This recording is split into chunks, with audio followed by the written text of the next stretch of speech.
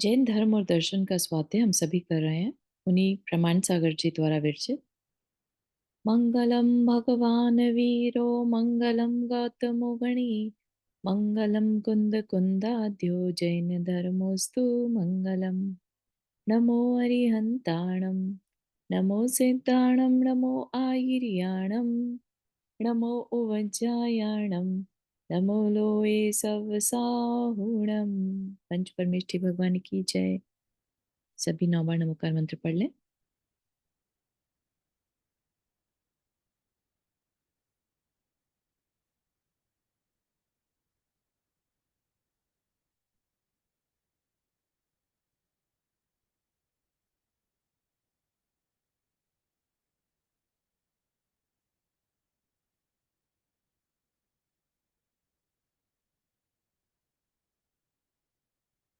हम्म तो हमारा यहाँ पर जो विषय चल रहा था कर्म, कर्मों के बारे में हम समझ रहे थे। एंड सबको अभी इस बात की क्लैरिटी है कि कर्म क्या चीज है। कोई बताना चाहेगा यहाँ पर कि कर्म क्या है? कर्म शब्द का मतलब क्या है यहाँ? कैसे, क्या चीज होती है कर्म? अम, जी हाँ, कुसुम आंटी बताइए। हम मन से, वचन से या तन से कुछ भी करते हैं हम्म। तो उसकी जिसका जो रिएक्शन आता है उससे कर्म बनते हैं। कर्म बनते हैं। तो ये कर्म बंधते हैं मतलब क्या क्या है ये कर्म? कर्म यानी क्रिया, हाँ, जो हमारे हमारे से जो हम हमारे से जो कुछ हम कार्य करते हैं, हाँ वो अच्छा या करा बुरा, हमने, वो अच्छा भी या एक बुरा। कर्म है। और जो अच्छा। बंध रहा है वो भी कर्म है ना? हम हम्म। बोलते हैं कि हमने ऐसा कर्म किया तो हमारे नए कर्म ऐसे बंध जाएंगे, राइट? तो हम्म। कर्म जो बंध रहे हैं वो क्या होगा बेसिकली? वो कर्म पार्टिकल्स होते हैं, राइट? और उनमें फल देने का चार्ज, उनकी क्वालिटी किस कैटेगरी के होंगे, वो सब जब जिस समय वो बंध रहे होते हैं उस समय उनमें वो क्वालिटी आ जाती है। ठीक है? कितनी देर ये हमारे साथ बंधेंगे, कितना इफेक्ट देंगे, क्या फल देंगे, किस क्वालिटी का फल देंगे, है ना? सारी चीजें उस टाइम पर डिसाइड हो जाती हैं। तो जिन कर्मों की हम बात करते हैं ना, ये बंधने वाले कर्म, ठीक है? उन कर्म पार्टिकल्स की बात कर रहे थे हम। ठीक? तो हमने देखा था कि अच्छा ठीक है, हमने इनको बांध लिया तो क्या हमें जैसे बांधे हैं वैसा ही भोगना पड़ेगा क्या? है ना? तो फिर हमारी जो चर्चा चल रही थी कि नहीं, हम उन्हें समय से पहले बुलाकर, जब वो फल देने वाले हैं उससे पहले भी बुला सकते हैं। मतलब फल देने के लिए उनको पहले भी रेडी कर सकते हैं। ठीक है? या उनका फल को पोस्टपोन कर सकते हैं, है ना? तो ये सारी चीजें हमने कुछ समझी थी कि हम कर्मों के साथ थोड़ा चेंजेस कर सकते हैं।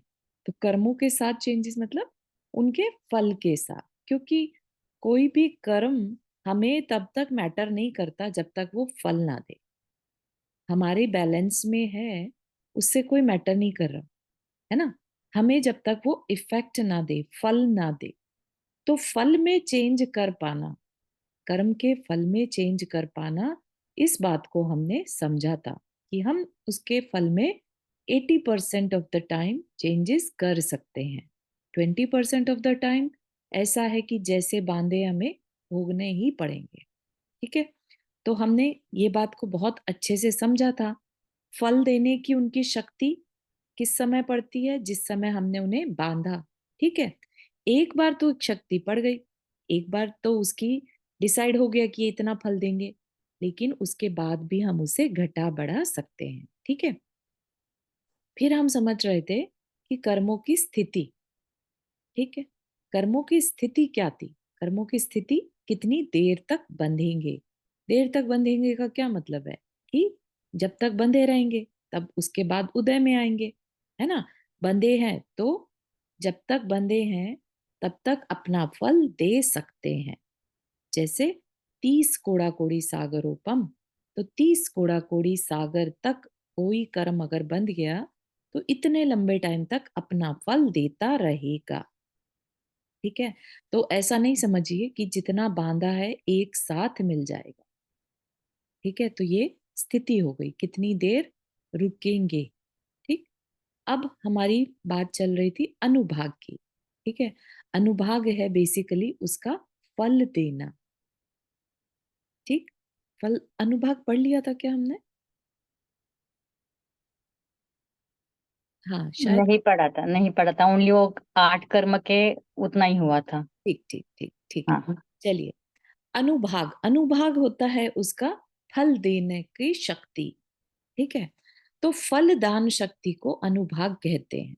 हर कर्म पार्टिकल जो हमने बांधा है उसमें फल देने की शक्ति होती है। वो एक अलग बात है कि हम उसको लेट से कन्वर्ट कर लेते हैं किसी दूसरी कैटेगरी में, तो वो अपने रियल कैटेगरी में फल दिए बिना डिस्चार्ज हो गया। ठीक है, या कर्म अपने फल देने के बाद डिस्चार्ज हो जाता है। ठीक है, तो लेकिन जब तक फल नहीं दिया तब तक उसके अंदर वो शक्ति है कि वो फल देगा। ठीक है, तो कर्म की फलदान शक्ति को अनुभाग कहते हैं। और यही अनुभाग या कर्म फल कैसे देते हैं, किसी को जानकारी है? कर्म अपना फल कैसे देता है? अभी ऊपर पढ़ा था ना हमने, बंद सत्ता उदय उदीर्णा, वैसे। हाँ, नहीं नहीं, उस रूप में जनरल नहीं। ओके। एक्सपीरियंस में हम कैसे कह सकते हैं कि कर्म ने अपना फल दे दिया। Okay okay okay. हाँ, तो हमें कैसे पता चलता है ये कर्म फल दे चुका है? जब हमें कोई फीलिंग आ जाए, हमें दुख या सुख की जो फीलिंग आती है। ठीक है, कर्मों का फल क्या है? हमें सुख दुख की फीलिंग कराना।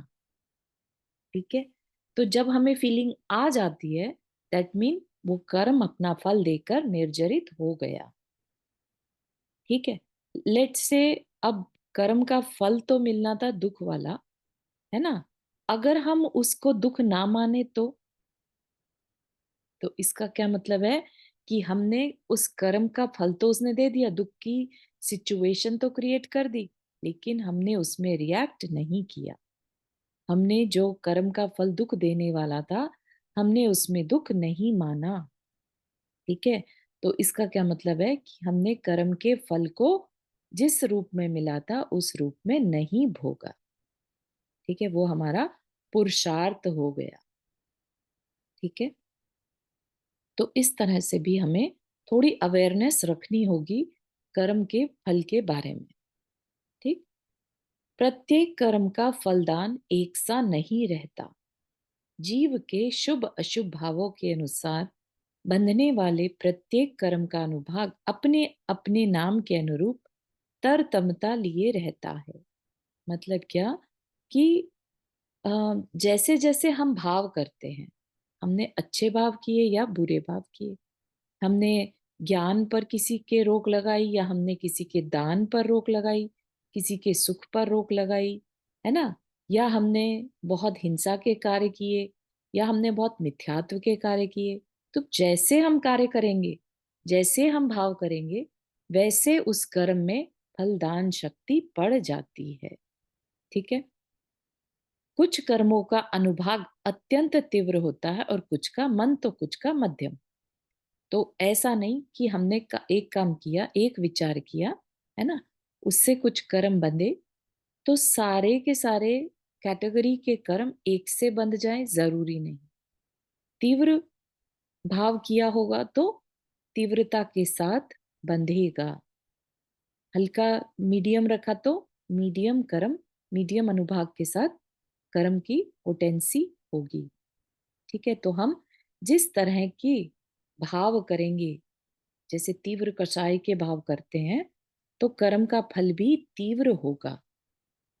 ठीक है, तो हमने जिस तरीके से उसे बांधा वैसा ही वो फल देता है। वो अलग बात है कि हमने जो अवस्थाएं पढ़ी थी वो हमेशा अप्लाई होंगी, है ना? हमने तीव्र कर्म बांध लिया मान लो, लेकिन क्या हमें उसका तीव्र फल भोगना ही पड़ेगा? नहीं, हम अपने प्रेजेंट के पुरुषार्थ से उसमें चेंजेस ला सकते हैं। ठीक है, तो वो चीज को हमेशा याद रखिएगा। यहाँ पर जो बात करी जा रही है वो जनरल बता रहे हैं कि हमने तीव्रता से कर्म बांधा तो फल भी तीव्र ही मिलेगा। ठीक है, कर्मों का अनुभाग कषायों की तीव्रता व मंदता पर निर्भर रहता है। कोई भी कर्म अपना फल किस आधार पर देता है? कर्म के फल के लिए कषायों का होना जरूरी है।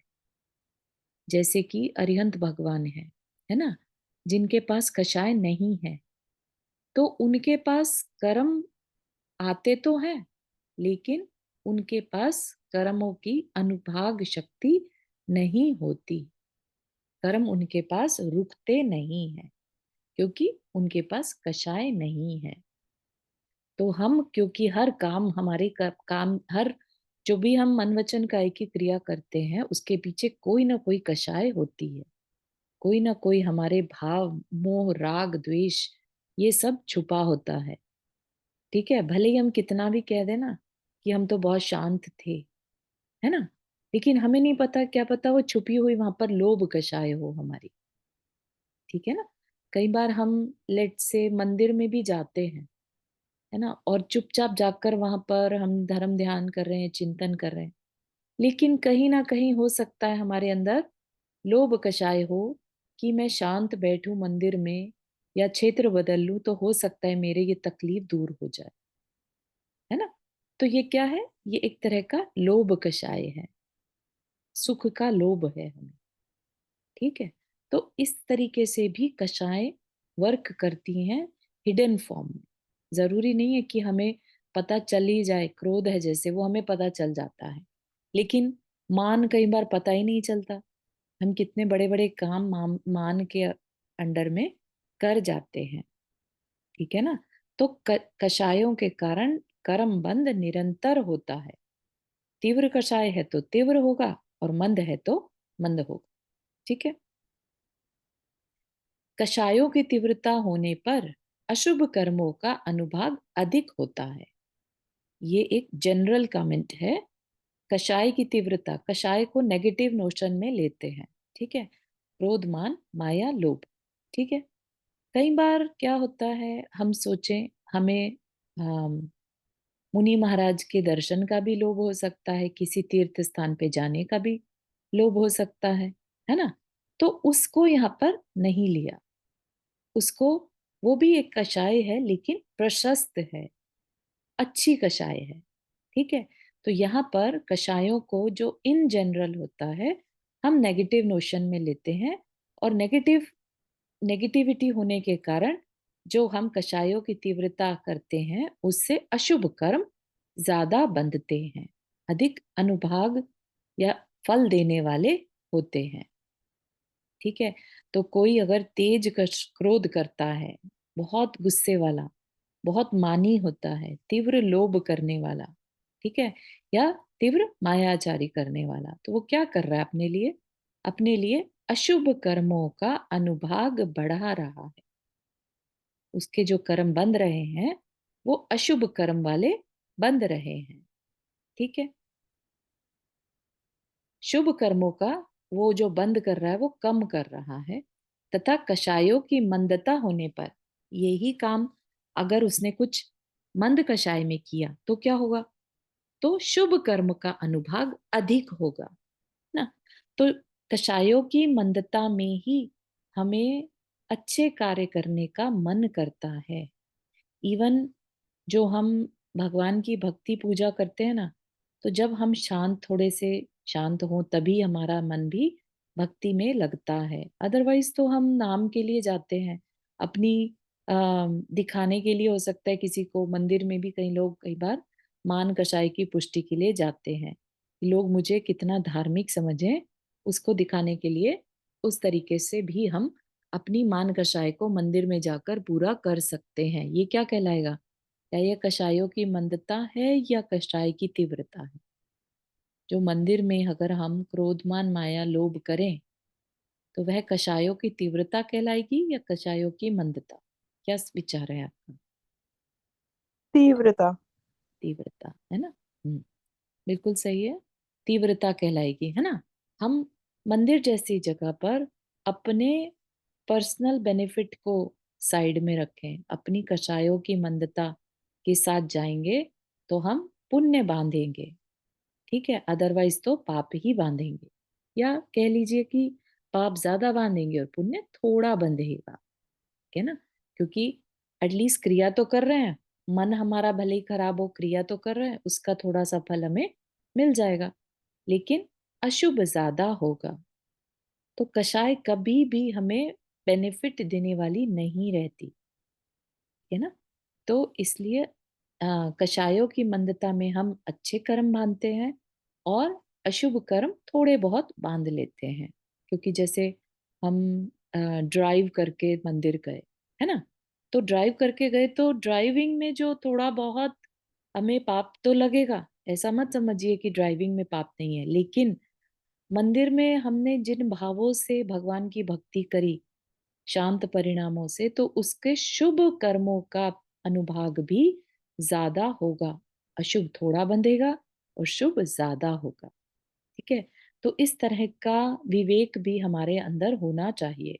कुछ लोग क्या कहते हैं, अरे ड्राइविंग में पाप बंधेगा इसलिए हम मंदिर ही नहीं जाते, ठीक है ना? तो इस तरह की अम, कुतर्कों से हमें बचना चाहिए, जिसमें थोड़ा अशुभ हो और ज्यादा फायदा हो, तो ऐसी क्रियाओं को गृहस्थ के लिए उचित बताया गया है। नहीं तो गृहस्थ क्या करेगा, घर में क्या करेगा, घर में तो और पाप कार्यों में ही लगा रहेगा, है ना? तो इस वजह से हमें इस चीज का विवेक रखना चाहिए। तात्पर्य यह है कि जो प्राणी जितना अधिक कषायों की तीव्रता से युक्त होगा, उसके अशुभ कर्म उतने ही सबल होंगे तथा शुभ कर्म उतने ही निर्बल होंगे, ठीक है? तो यह बात हमें भी पता है। अगर हम आज जो भी कार्य करते हैं, ठीक है, लेट से हमने कुछ बहुत बुरा विचार किया किसी के लिए, तो वो आगे तो बुरा बांधेगा ही, लेकिन पीछे जो हमने पाप कर्म बांध रखे हैं, हो सकता है वो उसकी तीव्रता को भी बढ़ा दे। क्योंकि हमने क्या पढ़ रखा था, है ना? अपकर्षण उत्कर्षण, ठीक है ना? तो हम कर्म के फल को जो बंधे हैं उनमें भी चेंजेस ला सकते हैं। तो आज का हमारा सोच अगर खराब है, तो हमारे हमने जो पास्ट के कर्म बांध रखे हैं ना, तो लेट से अगर कोई बुरा कर्म बांध रखा है तो उसके इफेक्ट को वो बढ़ा सकता है, ठीक है? तो वो हमेशा फ्यूचर में ही रिजल्ट देगा, फ्यूचर में के ही कर्म बांधेगा, ऐसा नहीं। जो ऑलरेडी बंधे हैं उनमें भी चेंजेस ला सकता है, ठीक है? तो इसलिए हमारी हमेशा और हमेशा कोशिश अच्छे भावों की रहनी चाहिए। कई बार हम ऐसा कहते हुए पाए जाते हैं कि अरे हम क्या करें, हमारी आदत है, हम तो इस आदत में फंसे हैं, है ना? नेगेटिव सोच की भी एक आदत पड़ जाती है। मोस्टली आज के टाइम में नेगेटिव सोच वाले लोग ज्यादा दिखते हैं, क्योंकि ऐसे संस्कार, ऐसी हैबिट उनके अंदर आ चुकी है, ठीक है ना? तो ये चीज पर भी हमें थोड़ा सा ऑब्जर्व करना चाहिए अपने आप को, कि हम किस तरह के विचार करते हैं। क्या हम 24 घंटे में से जितनी देर जगे हैं, जिस टाइम हम कुछ कर रहे हैं, किस तरह के विचार हमारे चलते हैं? अगर most of the time negative विचार चल रहे हैं, तो समझिए कि हम अपना बहुत नुकसान कर रहे हैं, बहुत ज्यादा। हल्का फुल्का नहीं, बहुत ज्यादा। क्योंकि जो कर्म हमने अच्छे कभी बांधे भी होंगे ना, तो वो उसके इफेक्ट को भी कम कर सकते हैं। बुरे बांधे होंगे तो उसके इफेक्ट को बढ़ा सकते हैं, ठीक है ना? तो उसके लिए फिर क्या करें, है ना? अब हैबिट है तो बुरा सोचने की, नेगेटिव सोचने की, वरी करने की आदत पड़ जाती है। तो नहीं, अपनी कुछ ऐसे ट्रिगर अपने अंदर डाल लेने चाहिए कि नहीं नहीं, मुझे अपने आप से अपने आप को प्रॉमिस करना कि मुझे बुरा नहीं सोचना है, ठीक है? मैं अपने को डिस्ट्रैक्ट करूं, अच्छा सोचने की आदत डालूं, ठीक है? I know it is hard, लेकिन उसी के लिए अपने को 12 भावनाओं का चिंतन, स्वाध्याय, ये सब चीजें दी हैं ताकि हमारे अंदर कुछ नया चिंतन आ जाए, ठीक है ना? अभी तक हमें पता नहीं था हमें क्या सोचना चाहिए, लेकिन अब हमारे पास इनफ थॉट प्रोसेस है अच्छा सोचने का, तो हम उसको यूज करें, ठीक है ना? इसीलिए अपन इतनी मेहनत कर रहे हैं कि थोड़ी थोड़ी आदत अब नेगेटिव सोच से बाहर आए, नहीं तो फिर लाइफ में उतना मजा नहीं आएगा जितनी आप मेहनत कर रहे हो। क्योंकि क्या होगा, जितनी देर तो स्वाध्याय कर रहे हैं उतनी देर तो अच्छे विचार हैं, लेकिन फिर से नेगेटिव सोच में चले गए। ठीक है ना। तो जितना अपन पढ़ते हैं समझते हैं उसमें से डेली की आदत बनाइए कि कोई एक लाइन है जिसे मैं रिपीट करते रहूं। ठीक है। वो लाइन पहले सोचेंगे आप, पहले उसके बारे में आज पढ़ा क्या था मैंने, है ना, आज क्या सीखा था, उसकी उस लाइन को पकड़कर उसको रिपीट करते रहिए। ठीक है। तो उस तरीके से क्या होगा, आपकी जो नेगेटिव सोचने की आदत है वो टूटने लगेगी। ठीक है। तो आई एम होपिंग कि इस पर आप वर्क करेंगे थोड़ा सा, और फिर देखिएगा लाइफ में कितनी तेजी से चेंज आता है। ठीक है। जैसे दो तरह के इंटरेस्ट पर हम बैंक में पैसा रखते हैं, एक सिंपल इंटरेस्ट होता है और एक कंपाउंड इंटरेस्ट। ठीक है। सिंपल इंटरेस्ट में क्या होता है, जैसे आपने $100 रखे बैंक में, सिंपल इंटरेस्ट है 10%, है ना। तो 1 साल बाद आपको 10% मिलेगा, उसके अगले साल फिर से 10% मिल जाएगा। ठीक है। लेकिन कंपाउंड है अगर, तो क्या होगा, पहले साल 10 मिलेगा, नेक्स्ट ईयर $11 इंटरेस्ट मिलेगा, क्योंकि जो पहले साल इंटरेस्ट मिला वो भी ऐड हो जाता है हमारे बैलेंस में। ठीक है। तो इस तरह से जब हम इस तरह के चेंजेस लाते हैं, हमारी आदतों को चेंज करते हैं, तो वो मल्टाई फोल्ड में काम करता है। इसलिए लाइफ में चेंजेस बहुत तेजी से दिखने लगते हैं। ठीक है। आगे चलते हैं। यहां तक के बात समझ में आई कर्म का अनुभाग के बारे में। मेनली हमें अनुभाग पर ही काम करना है ना। बाकी चीजें इतनी मैटर नहीं करती कि हमारे प्रदेश कितने हैं या हमारी प्रकृति क्या है, उससे मैटर नहीं करता। जैसे कि सोचिए हमने किसी गेस्ट को इनवाइट किया, है ना, बहुत सारे गेस्ट आ गए, हमने इनवाइट किया था और आ गए। ठीक है। इवेंट था, हमने इनवाइट किया, बहुत सारे गेस्ट आ गए, कोई बड़ा है उम्र में, कोई छोटा है, कोई वुमेन है, कोई बूढ़ा है, कोई मेल है, कोई फीमेल है, ऐसे हर तरह के थे, आ गए। अब वो कितनी देर रुकेंगे, वो एक चीज हो गई, राइट। अब आ गए, आने से तो कुछ नहीं है, बोले कुछ नहीं तो कुछ नहीं फर्क पड़ रहा, हमें आ जाने दो, है ना। लेकिन प्रॉब्लम प्रॉब्लम कब होगी, जब वो हमें कुछ ना कुछ बोलने लगे, हमें कुछ सुनाने लगे, हमें परेशान करने लगे। ठीक है ना। तो क्या कहा हमने यहाँ पर, उनकी नेचर प्रकृति से मैटर नहीं कर रहा, वो बड़े हैं छोटे हैं ये है वो है, उससे मैटर नहीं कर रहा। ठीक है। वो कितने हैं उससे भी मैटर नहीं कर रहा, विच इज लाइक उनके प्रदेश। ठीक। फिर मैटर किससे करेगा, वो कितनी देर रुकेंगे, दैट इज स्थिति। और क्या हमारा लाइफ पर क्या इफेक्ट होगा, क्या बोलेंगे, हमें उनकी कितनी सेवा करनी पड़ेगी। तो ये सारी चीजें हो गया अनुभाग। ठीक है।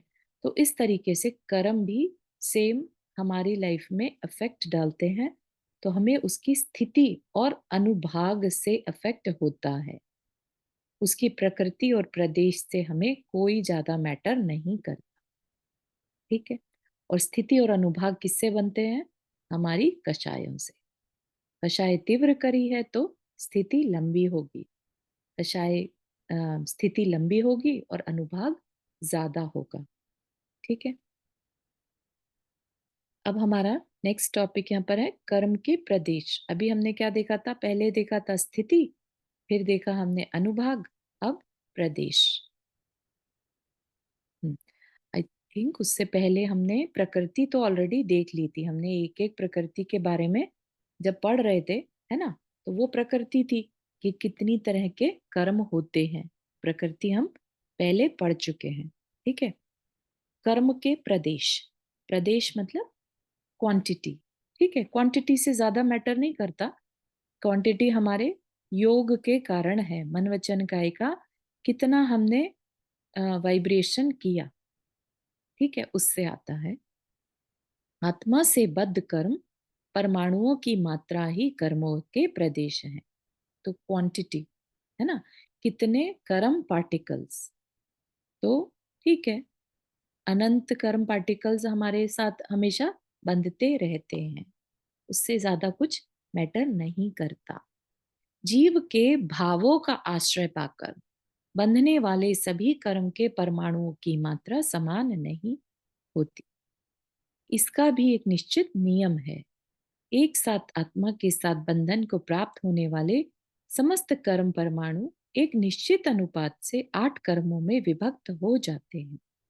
जैसे कि हम भोजन करते हैं, ठीक है, हमने एक रोटी खाई, लेकिन वो रोटी का जो इफेक्ट है वो हमारे हड्डियों पर भी पड़ता है, हमारे मसल्स पर भी पड़ता है, ब्लड पर भी पड़ता है ना।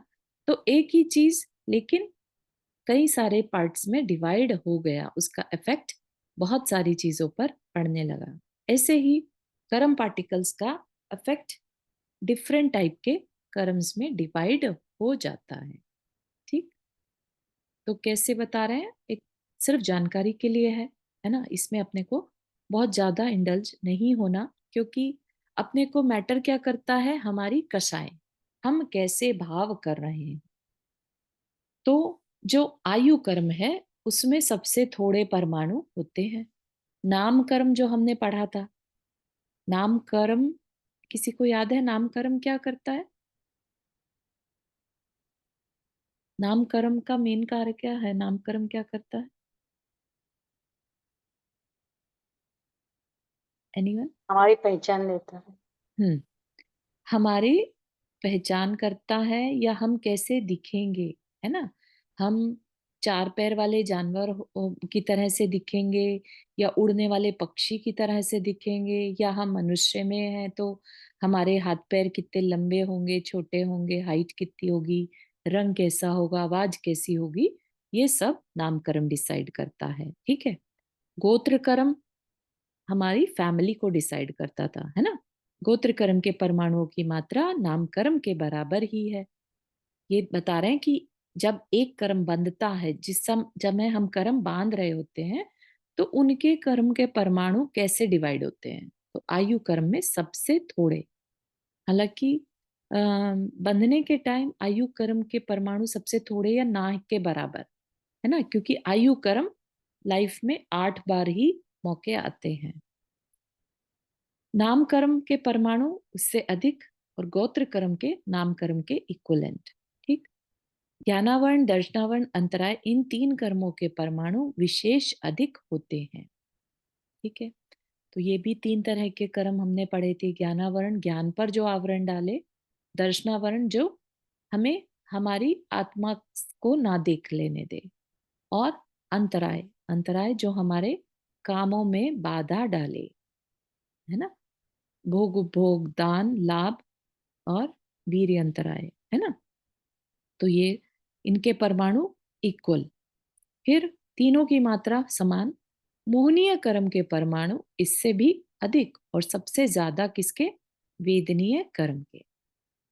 वेदनीय कर्म ही सबसे बड़ा कर्म फल देने वाला होता है। कैसा कर्म देता है हमें? सुख का या सुख का, दुख का, आसाता और साता वेद। बिल्कुल सही, है ना। इसीलिए कर्म का फल जब भी हमें मिलता है तो किस रूप मिलता है? साता या असाता रूप, दुख या सुख। यह मूल कर्मों का विभाजन है। प्रत्येक कर्म के प्रदेश में न्यूनता व अधिकता का यही आधार है। कर्म परमाणुओं का यह विभाजन बंद काल में ही हो जाता है। ठीक है, तो यहां तक ये हमने बंद की प्रक्रिया को समझा। ठीक है, तो अब इसमें थोड़ा सा एक्सप्लेन और कर रहे हैं। क्या कह रहे हैं कि कर्म की फलदान प्रक्रिया और ईश्वर, ईश्वर का क्या रोल है। हमें हमेशा ऐसा फील आती है, क्योंकि हमें ऐसा जिस एनवायरनमेंट में हम बड़े हुए हैं उसमें ये डाल दिया जाता है ना।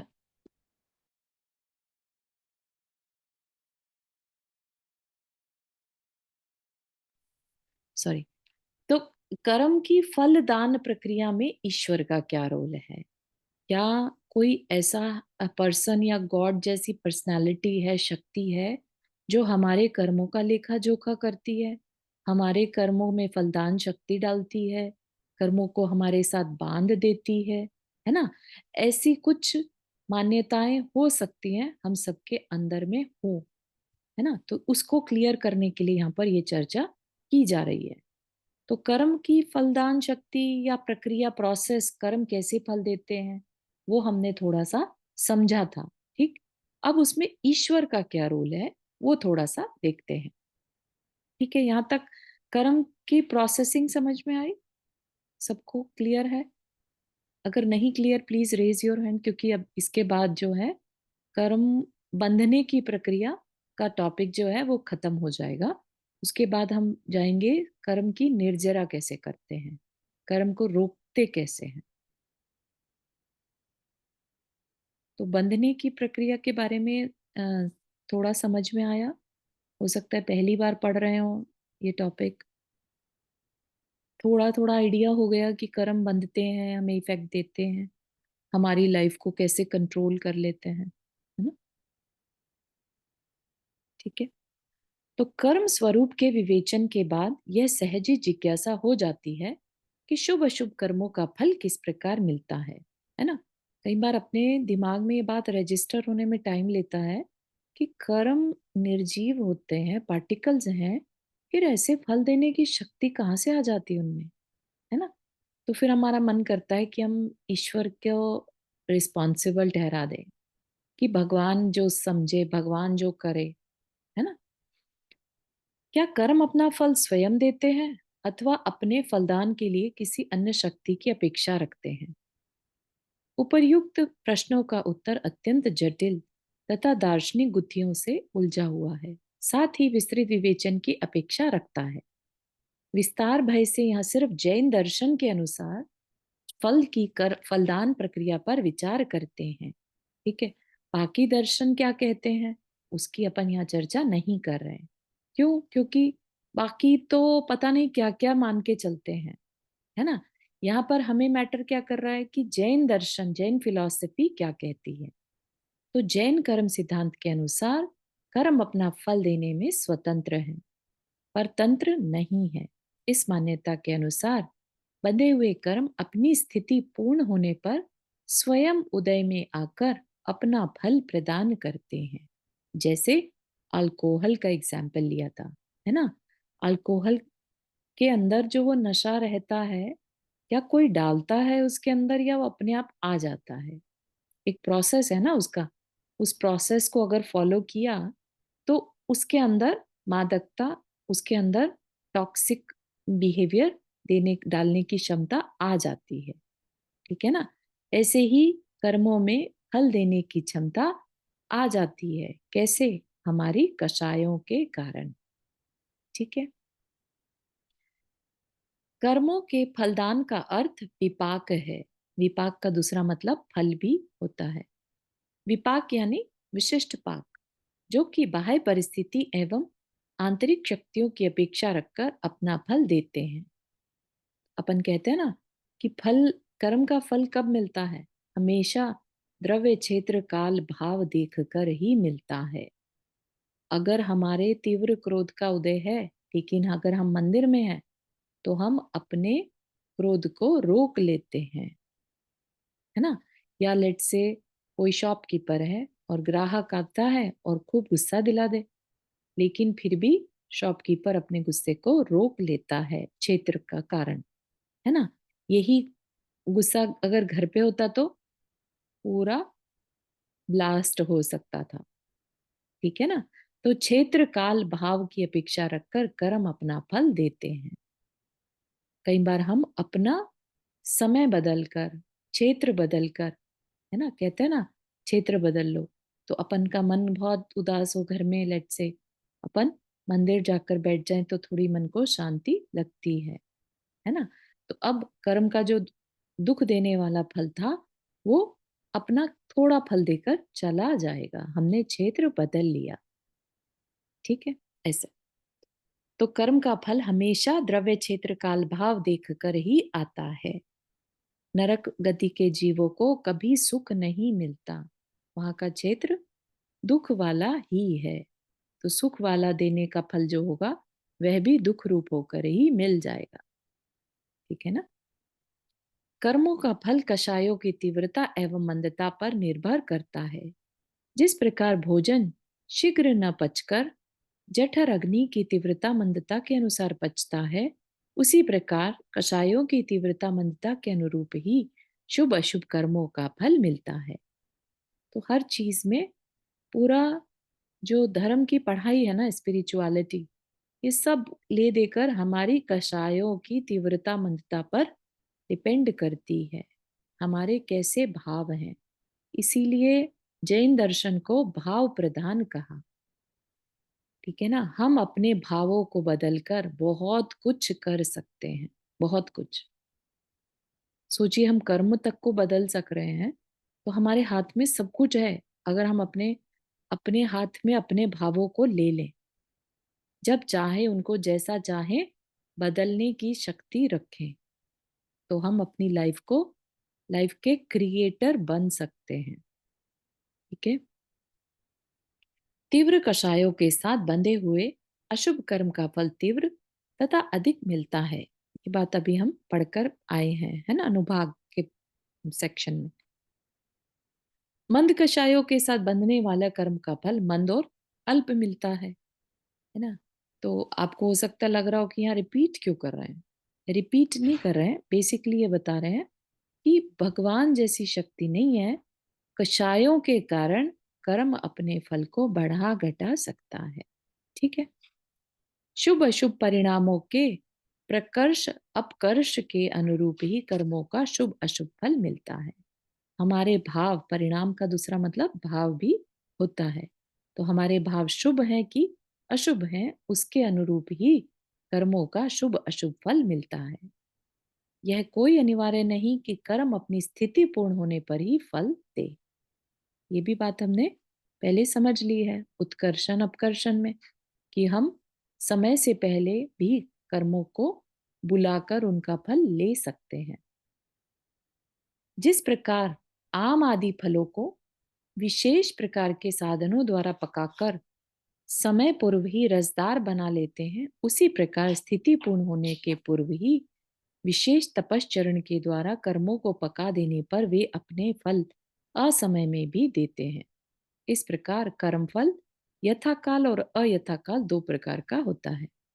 तो फलों के बारे में बता रहे हैं कि अम, क्या हम समय से पहले भी फलों का कर्म के फल को पा सकते हैं? हाँ, पा सकते हैं। कैसे? तप के द्वारा, है ना। जब हम व्रत नियम ले लेते हैं, तो उससे हम बाद में आने वाले कर्म को अभी बुलाकर उसका फल ले सकते हैं। तो कर्म हमेशा समय पर ही फल दे ऐसा नहीं है। ठीक है। एक समय में बंधे हुए कर्म एक साथ फल नहीं देते, बल्कि अपने अपने उदय क्रम अनुसार ही अपना फल देते हैं। तो एक तरह से यहाँ पर पूरे कर्म थ्योरी की रिवीजन चल रहा है। ठीक है।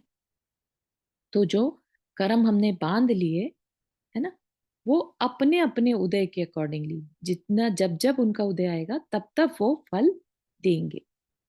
ठीक। हमने उदय जल्दी करवा लिया तो जल्दी फल दे देंगे, उदय हमने पोस्टपोन कर दिया तो पोस्टपोन हो जाएगा फल। ठीक है।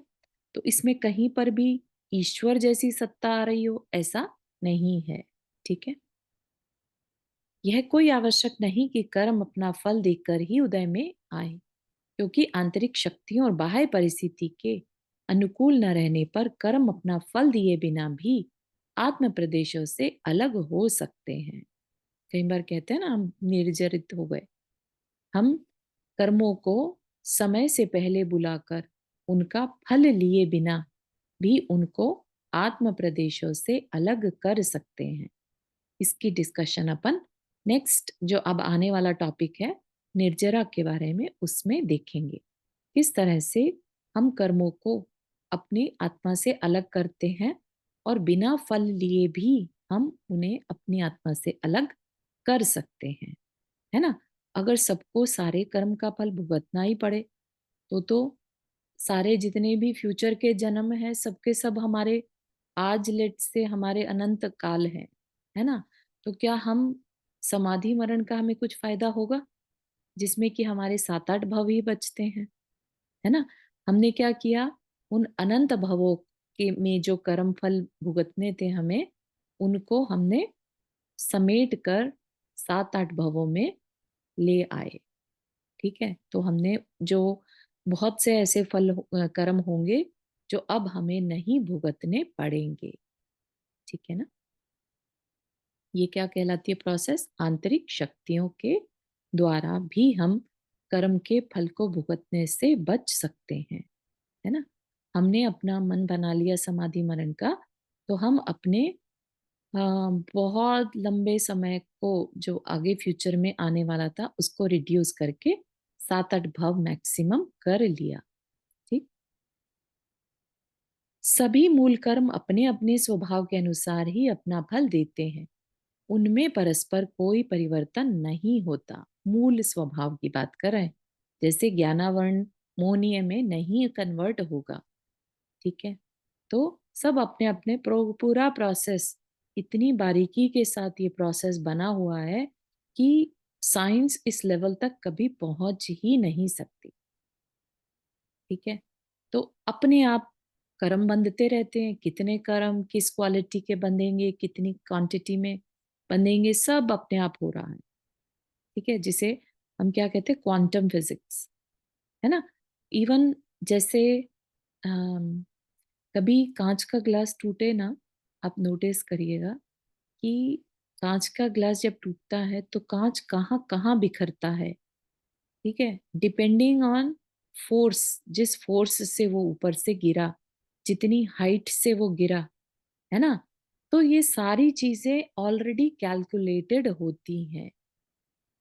अपन को वो दिखता नहीं है कैलकुलेशन उसमें, लेकिन सब कुछ उसमें कैलकुलेटेड होता है कि इतनी फोर्स से अगर कोई कांच गिरेगा तो वो कितने डिस्टेंस तक जा सकता है, कितने टुकड़ों में डिवाइड हो सकता है। तो जब वो हम डिसाइड नहीं करते, वो अपने आप हो रहा है, ऐसे ही कर्म भी अपने आप, क्वांटम फिजिक्स इसी का नाम है, वो अपने आप होता है, ठीक है? कर्म अपने अवान्तर भेदों में परिवर्तित हो सकते हैं। ये बात भी हमने पढ़ ली थी कि वो जैसे साता असाता में बदल सकता है ना? अवान्तर मतलब सब कैटेगरीज में, ठीक है? कर्म फल, आई वाज थिंकिंग कि यहाँ तक खत्म हो जाए, लेकिन लग नहीं रहा है, नहीं हो पाएगा। कर्म फल देने के तत्काल बाद आत्म प्रदेशों से अलग हो जाते हैं, ठीक है? अब उसमें कोई चार्ज नहीं रहा, फल दे दिया, डिस्चार्ज हो गए। डिस्चार्ज हो गए मतलब अब आत्मा से उनका चिपकना खत्म हो गया, अलग हो जाएंगे वो। उस प्रोसेस को क्या कहते हैं? निर्जरा, ठीक है? क्षय होने का तात्पर्य उनका सर्वथा विनिष्ट होने से नहीं, वरन उनके कर्म रूप पर्याय को छोड़कर अन्य अकर्म रूप पर्यायों में परिवर्तित हो जाने से है। अभी वो क्या थी? अटैच्ड थी, ठीक है? अभी क्या हो गई वो? डिस्चार्ज होने के बाद वो अब कर्म पार्टिकल्स, कर्म रूप में जो फल देने वाले कर्म होते हैं उसमें ना होकर नॉर्मल पार्टिकल्स बन गई, ठीक है? तो उसमें कन्वर्ट हो जाती हैं। फिर जब हम कुछ परिणाम करेंगे, कषाय करेंगे, फिर वो कर्म पार्टिकल्स हमारी तरफ पुल होकर और उनमें चार्ज आ जाएगा, ठीक है? तो ये है संक्षेप में जैन कर्म सिद्धांत। जैसी करनी वैसी भरनी। बुरा व्यवहार किया, बुरा फल किया, बुरा भाव किया, तो रिजल्ट भी बुरा होगा। जो जस करहि सो तस फल चाखा। जो जैसा करता है उसको वैसा ही फल मिलता है। आदि कहावतों का प्रमुख आधार यही है, ठीक है?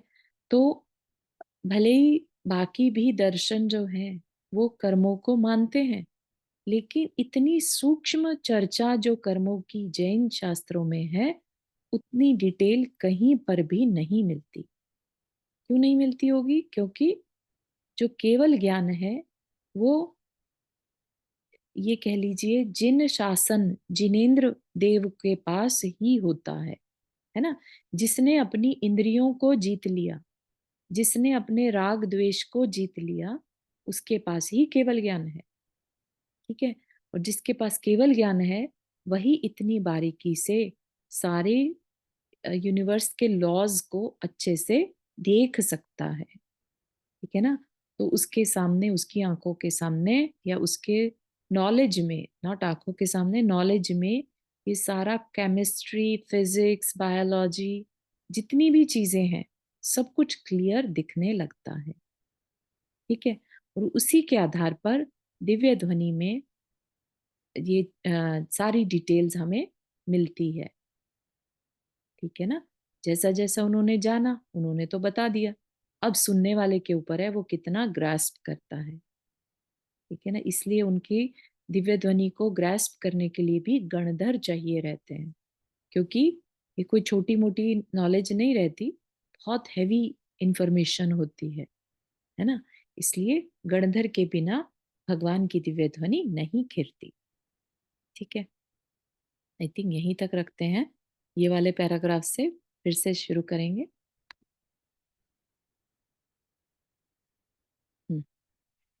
यहाँ तक के किसी को कुछ शेयर करना है, क्वेश्चन हो तो फील फ्री टू आस्क।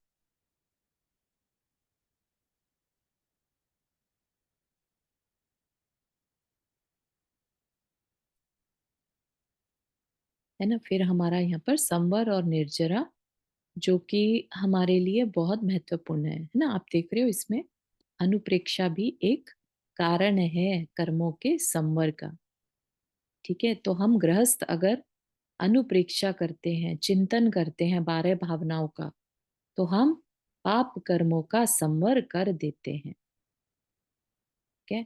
तो इसलिए अनुप्रेक्षा जो है हमारे लिए बहुत कल्याणकारी है, ठीक है। यहीं तक रखते हैं फिर जिनवानी स्तुति। जा वाणी के ज्ञान से सूझे लोकालोक, सो वाणी मस्तक धरो सदा देत हूँ दो। हे जिनवाणी भारती तो ही जपो दिन रहन, जो तेरा शरणा गए सो पावे सुख चैन। नौ वर्णम करना।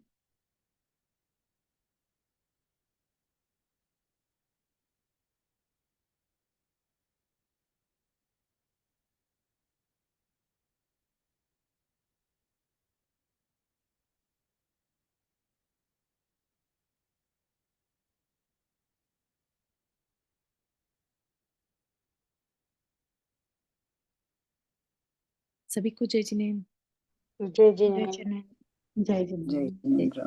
जय जिनेन्द्र। जय जिनेन्द्र।